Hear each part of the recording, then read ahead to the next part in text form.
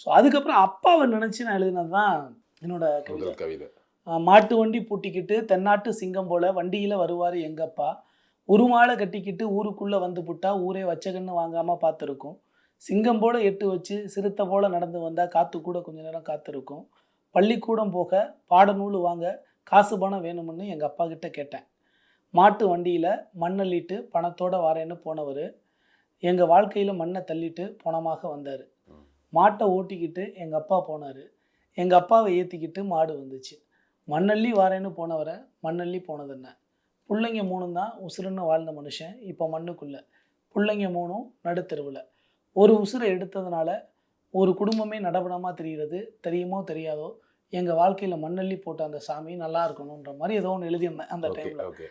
இந்த பாதிப்புலேருந்து அப்பாவை பற்றி நிறைய எழுதியிருந்தேன். மாங்காய் ஏற்ற போனீங்கன்னா 2 மாங்காயோட வருவேன், தேங்காய் ஏற்ற போனீங்கன்னா 2 தேங்காயோட வருவேன், மண்ணள்ளி போனதால் இப்படி மண்ணள்ளி இது பண்ண வந்த, கடைசி மூச்சு போகையில் என்ன சொல்லிட்டு வந்த, இப்படியெல்லாம் நிறைய அப்பாவை பற்றியே எழுத ஆரம்பிச்சது.